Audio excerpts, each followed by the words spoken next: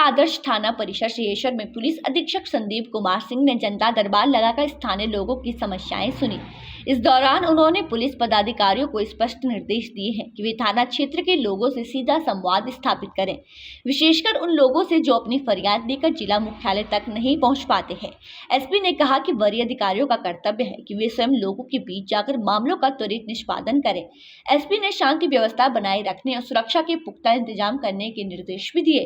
वहीं थानाध्यक्ष विनोद कुमार सिंह को आवश्यक दिशा निर्देश दिए गए। एसपी ने जनता के दरबार में 4 फरियादी भी पहुंचे। इसमें एटीएम कार्ड बदलकर फर्जीवाड़ा का मामला एसपी के सामने रखा गया। वहीं 2 भूमि विवाद का मामला लेकर पहुंचे फरियादी ने न्याय की गुहार लगाई। हत्या के एक मामले में एसपी ने गंभीरता से लिया। इसमें पीड़ित अनमोल धामिन ने एसपी को बताया कि पड़ोसी हरिराम पासवान और उसकी पत्नी उषा देवी को कहा गया कि धामिन सब डायन है।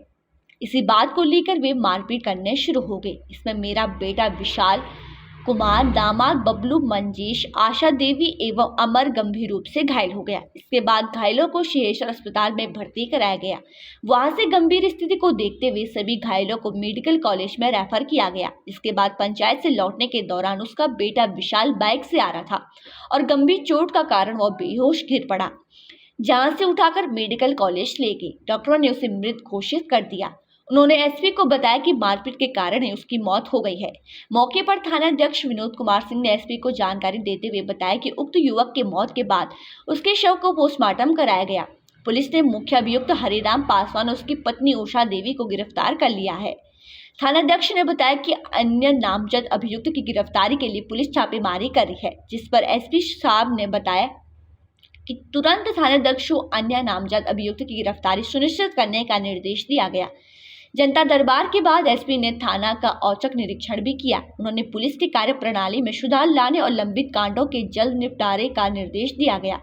उन्होंने पुलिस कर्मियों को आम जनता के साथ संवेदनशील व्यवहार करने की हिदायत दी ताकि पुलिस और पब्लिक के बीच विश्वास का रिश्ता मजबूत हो सके। ये जो जनसंवाद वाला प्रोग्राम है, ये हमारे आदरणीय डीजीपी साहब का इनिशिएटिव है, जिसमें डीजीपी साहब द्वारा सभी जितने भी एसपी हैं, एसएसपी हैं, सबको निर्देशित किया गया है कि जनता के बीच में जाना है थाना पे और उनकी शिकायत इंडिपेंडेंटली अलग से सुननी है।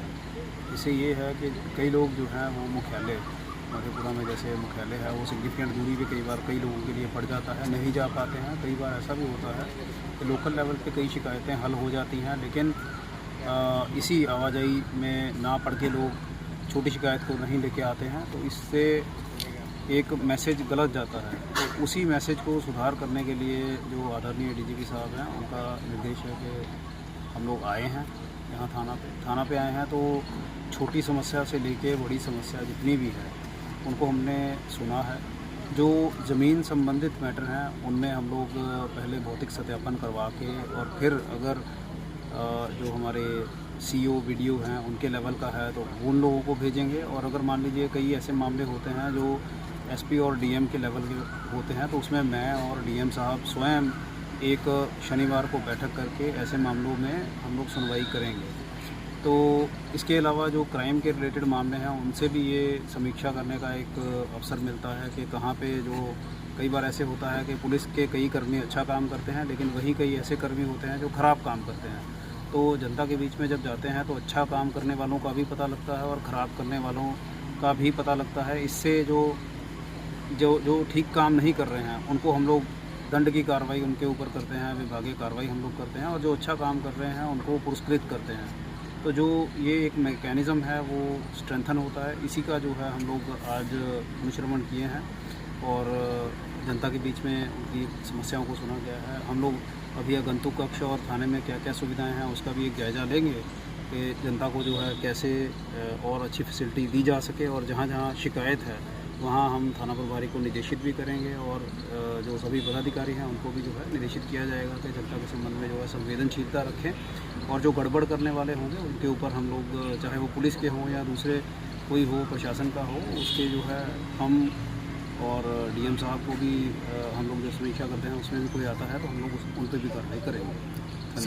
सर ज़्यादातर देख रहे कि सुखाना सा बढ़ता जा रहा है, सिंहेश्वर में हो या सूखे नशे के संबंध में हमारे डीआईजी महोदय के द्वारा एक हेल्पलाइन जो है नंबर जारी किया गया है। इसके अलावा जो सूखा नशा वाला पुलिस की कार्रवाई है वो हम लोग कर रहे हैं, लेकिन इस हेल्पलाइन का ये फ़ायदा लोगों को होगा कि ये कई बार ऐसे होता है कि कोई कंप्लेंट आती है और उसी थाने को वो कंप्लेंट एड्रेस करने के लिए बोल दिया जाता है। तो उसमें बहुत बार ऐसा होता है, जैसे मैंने अभी पहले बोला, कई अगर पुलिस के कर्मी जो खुद गलत काम कर रहे हैं वो सही ढंग से जांच भी नहीं करते हैं, जिससे ये एक मैसेज गलत जाता है सोसाइटी में। तो ये जो हेल्पलाइन है उसके माध्यम से हम ये मैसेज दे रहे हैं कि अगर मान लीजिए यहाँ का कोई लोकल आदमी है जो अपना काम नहीं कर रहा है या कार्रवाई नहीं कर रहा है, तो उसको हम लोग इस माध्यम से चिन्हित करेंगे। जो पूरे रेंज की टीम बनाई गई है डीआईजी सर के द्वारा, तो मान लीजिए इस थाने से कोई कंप्लेंट आती है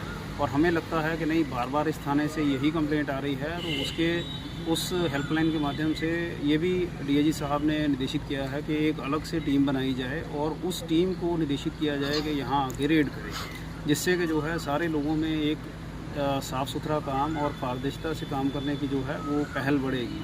तो ये जो है एक नया इनिशिएटिव है। ये नंबर प्रचार प्रसारित भी जो है अभी हमने किया है, सभी लोगों को भी लिखवाया है। हम उम्मीद करते हैं कि इसमें काफ़ी हमको सहयोग मिलेगा, सूचना मिलेगी। और आपके माध्यम से ये भी मैं कहना चाहूँगा कि जो सूचना देगा उसकी पहचान की गोपनीयता की गारंटी पुलिस दे रही है। पहचान उजागर नहीं की जाएगी। आप बिना खौफ के, बिना डर के जो भी ऐसा काम कर रहा है उसकी सूचना दें। धन्यवाद।